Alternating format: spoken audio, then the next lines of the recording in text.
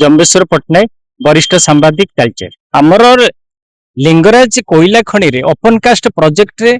महा दुर्नीति वर्तमान अभियोग आछि कहीं ना आमर जोटा संवेदनशील पोस्ट अच्छी 3 वर्षर ऊर्ध्व गोटे स्थान रे जड़े कर्मचारी रही परिबो नाही तेणु लिंगराज ओपन कास्ट प्रोजेक्ट रो 4 जन कर्मचारी से सेंसिटिव पोस्ट रे संवेदनशील पोस्ट रे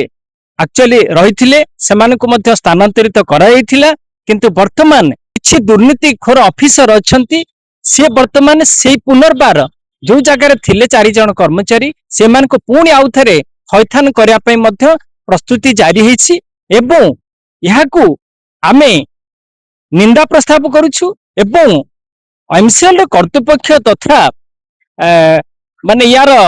जे अछंती पदाधिकारी माने उचित पदक्षेप सहित विजिलेंस तदंत करने आमे दृढ़ दाबी करुछु।